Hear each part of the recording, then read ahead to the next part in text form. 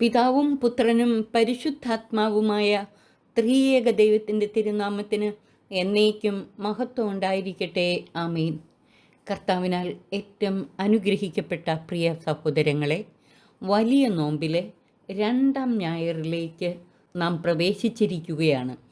വിശ്വാസത്തിൻ്റെ ബലത്താലും കർത്താവിൻ്റെ കരുണാർദ്ര സ്നേഹസ്പർശനത്താലും സൗഖ്യം പ്രാപിച്ച് നമുക്ക് അനുഗ്രഹീതരാകാം. നോമ്പിലെ രണ്ടാമത്തെ ഞായറാഴ്ച യേശു കുഷ്ഠരോഗിയെ സുഖപ്പെടുത്തിയ സംഭവം അനുസ്മരിക്കുന്ന ദിനമാണ്. ഈ ദിനത്തിൽ നമ്മുടെ വിചിന്തനത്തിനും ധ്യാനത്തിനുമായി നൽകപ്പെട്ടിട്ടുള്ള തിരുവചന ഭാഗങ്ങൾ 2 രാജാക്കന്മാർ 5:1-14 വരെയുള്ള വാക്യങ്ങൾ, യെശയ്യാ പ്രവാചകൻ്റെ പുസ്തകം 33 അധ്യായം 2-9 വരെയുള്ള വാക്യങ്ങൾ, ലൂക്ക എഴുതിയ സുവിശേഷം 5 അധ്യായം 12-16 വരെയുള്ള വാക്യങ്ങൾ, റോമർക്കെഴുതിയ ലേഖനം 3 അധ്യായം 7-4:3 വരെയുള്ള വാക്യങ്ങൾ. 2 രാജാക്കന്മാർ 5 അധ്യായം 1-15 വരെയുള്ള വാക്യങ്ങളിൽ സിറിയ രാജാവിൻ്റെ സൈന്യാധിപനായിരുന്ന കുഷ്ഠരോഗിയായ നാമാന് സൗഖ്യം ലഭിച്ചതിനെക്കുറിച്ചാണ് വിവരിക്കുന്നത്. ഇസ്രായേൽ ആക്രമിച്ചപ്പോൾ സിറിയക്കാർ തട്ടിക്കൊണ്ടുവന്ന ഒരു പെൺകുട്ടിയെ നാമാൻ്റെ ഭാര്യയുടെ പരിചാരികയായി നിയോഗിക്കപ്പെട്ടിട്ടുണ്ടായിരുന്നു. ആ വേലക്കാരി പെൺകുട്ടി യജമാനത്തിയോട് പറഞ്ഞു, എൻ്റെ യജമാനൻ സമരിയായിലെ പ്രവാചകൻ്റെ അടുത്തായിരുന്നെങ്കിൽ അവൻ യജമാനൻ്റെ കുഷ്ഠം മാറ്റുമായിരുന്നു. ഇസ്രായേൽക്കാരി പെൺകുട്ടി പറഞ്ഞ വിവരം തൻ്റെ ഭാര്യയിൽ നിന്നറിഞ്ഞ നാമാൻ ഈ വിവരം തൻ്റെ രാജാവിനെ അറിയിച്ചു. സിറിയ രാജാവ് ഇസ്രായേൽ രാജാവിന് ഒരു കത്തും സമ്മാനങ്ങളുമായി നാമാനെ അങ്ങോട്ടയച്ചു.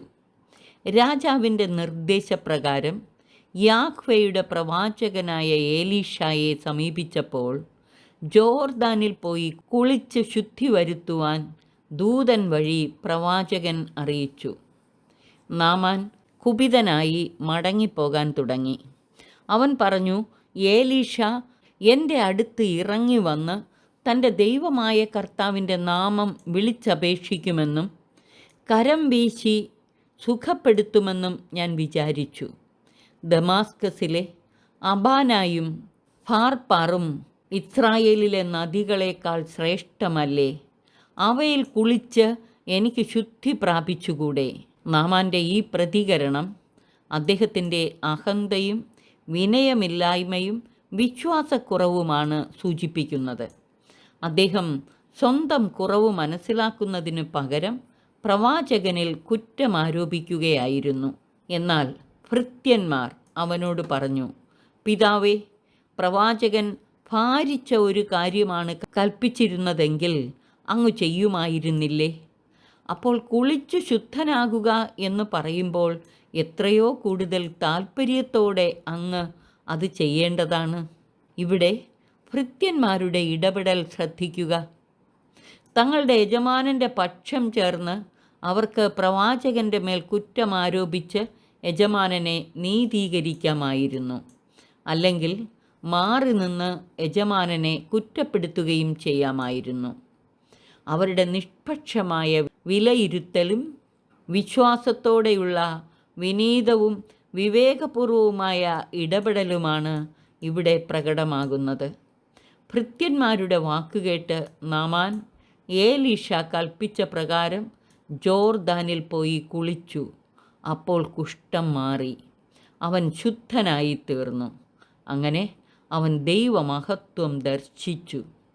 ഉടനെ അവൻ ഭൃത്യന്മാരൊത്ത് ഏലീഷായുടെ അടുത്ത് ചെന്ന് പറഞ്ഞു, ഭൂമിയിൽ ഇസ്രായേലിൻ്റേതല്ലാതെ മറ്റൊരു ദൈവമില്ലെന്ന് ഞാനിപ്പോൾ അറിയുന്നു. ഇസ്രായേലിൻ്റെ ദൈവമായ കർത്താവിലുള്ള വിശ്വാസം അവൻ ഏറ്റുപറഞ്ഞ് അവിടുത്തെ മഹത്വപ്പെടുത്തി. നാമാൻ്റെ ഭൃത്യന്മാരുടെ ഇടപെടലിലൂടെ നാമാനെ സുഖപ്പെടുത്തി വിശ്വാസത്തിലേക്ക് കൊണ്ടുവരികയും അങ്ങനെ ദൈവനാമം മഹത്വപ്പെടുത്തുകയും ചെയ്തു. നാമാനെപ്പോലെ നിഷേധാത്മകമായി പ്രതികരിക്കുന്നവരെ നമുക്കെങ്ങനെ വിശ്വാസത്തിലേക്ക് കൊണ്ടുവന്ന് ക്രിസ്തു സാക്ഷികളാക്കി മാറ്റാമെന്ന് ചിന്തിക്കുക. നാമാൻ്റെ ഭാര്യയുടെ ദാസിയായ അടിമ പെൺകുട്ടിയുടെയും നാമാൻ്റെ ഭൃത്യന്മാരുടെയും വിനയാന്വിതമായ രക്ഷാകര ഇടപെടലിനെക്കുറിച്ച് ചിന്തിക്കുക. എളിയവരായ ഈ വ്യക്തികൾ നമുക്ക് നൽകുന്ന വലിയ സന്ദേശങ്ങളെക്കുറിച്ച് ധ്യാനിക്കുക. യെശയ്യാ പ്രവാചകൻ്റെ പുസ്തകം 33-ാം അധ്യായം 2 മുതൽ 6 വരെയുള്ള വാക്യങ്ങൾ.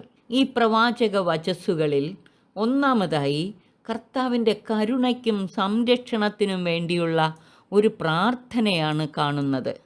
കർത്താവേ, ഞങ്ങളോട് കരുണയുണ്ടാകണമേ, ഞങ്ങൾ അങ്ങേക്കു വേണ്ടി കാത്തിരിക്കുന്നു. ഓരോ പ്രഭാതത്തിലും ഞങ്ങളുടെ കരവും കഷ്ടതയുടെ കാലത്ത് ഞങ്ങളുടെ രക്ഷയുമായിരിക്കണമേ. യെശയ്യാ പ്രവാചകൻ്റെ പുസ്തകം 33:2. എത്ര ഹൃദ്യമായ ഒരു പ്രാർത്ഥനയാണിത്. നമുക്ക് പ്രത്യാശ പകരുന്ന 2 വാഗ്ദാനങ്ങളാണ് 5-6 വാക്യങ്ങളിൽ കാണുന്നത്. 1. ഉന്നതത്തിൽ വസിക്കുന്ന കർത്താവ് സിയോനെ നീതിയും ധർമ്മനിഷ്ഠയും കൊണ്ട് നിറയ്ക്കും. അവിടുന്നാണ് നിൻ്റെ ആയുസ്സിൻ്റെ ഉറപ്പ്. 2. രക്ഷയുടെയും ജ്ഞാനത്തിൻ്റെയും അറിവിൻ്റെയും സമൃദ്ധി അവിടുന്ന് തന്നെ. അവിടുന്ന് നൽകുന്ന സമ്പത്ത് ദൈവഭക്തിയാണ്.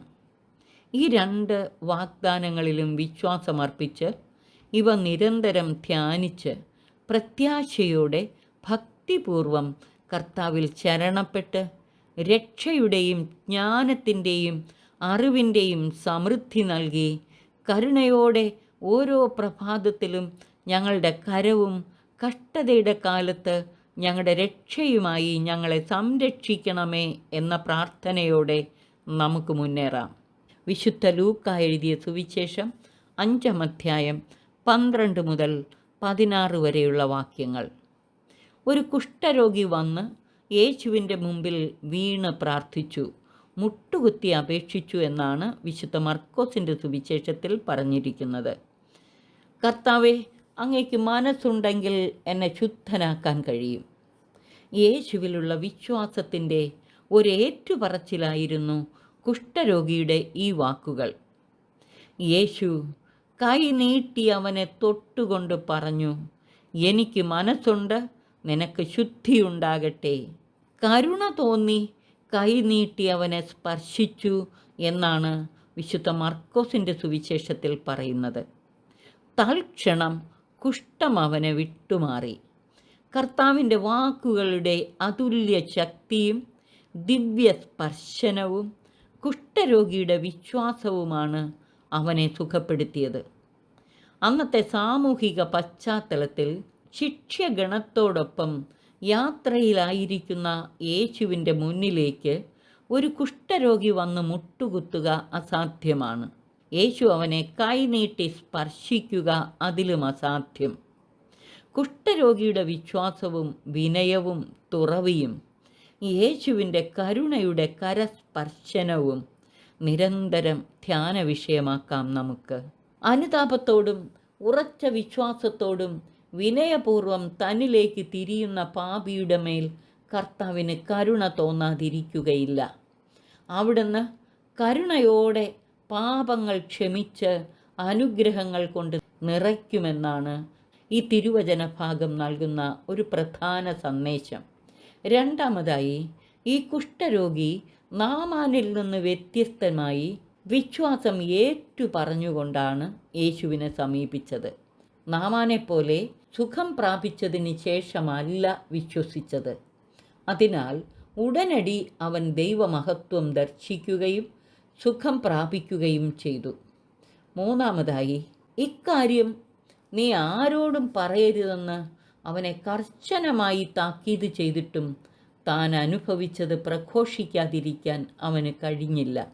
അതിനാൽ യേശു വിജനപ്രദേശങ്ങളിൽ തങ്ങിയിട്ട് പോലും ജനങ്ങൾ എല്ലാ ഇടങ്ങളിലും നിന്ന് അവൻ്റെ അടുത്ത് വന്നുകൊണ്ടിരുന്നു.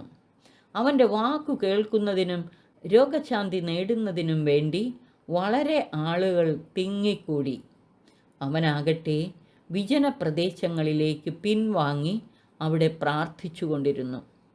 കുഷ്ഠരോഗി തൻ്റെ ഉറച്ച വിശ്വാസത്താലെ അങ്ങയുടെ മഹത്വം ദർശിച്ച് അങ്ങയെ മഹത്വപ്പെടുത്തിയതുപോലെ കർത്താവേ, നിൻ്റെ മഹത്വം ദർശിക്കാൻ എൻ്റെ മനോനയനങ്ങളെ നീ തുറന്നു തരണമേ. അങ്ങയെ അനുഭവിച്ചറിയാനും പ്രഘോഷിക്കാനും വേണ്ട കൃപ അരുളണമേ എന്ന് നമുക്ക് കർത്താവിനോട് നിരന്തരം ധ്യാനപൂർവം പ്രാർത്ഥിക്കാം. റോമർക്കെഴുതിയ ലേഖനം 3-ാം അധ്യായം 27 മുതൽ 4-3 വരെയുള്ള വാക്യങ്ങൾ.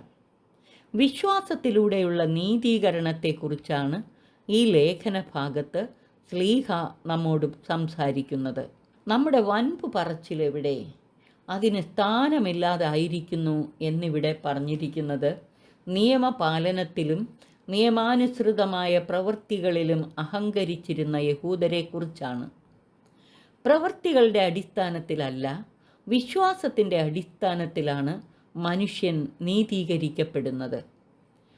ദൈവം യഹൂദരുടേതു മാത്രമല്ല, അവിടുന്ന് വിജാതീയരുടെയും ദൈവമാണ്. എന്തെന്നാൽ ദൈവം ഏകനാണ്. അവിടുന്ന് പരിച്ഛേദിതരെയും അപരിച്ഛേദിതരെയും അവരവരുടെ വിശ്വാസത്താൽ നീതീകരിക്കും.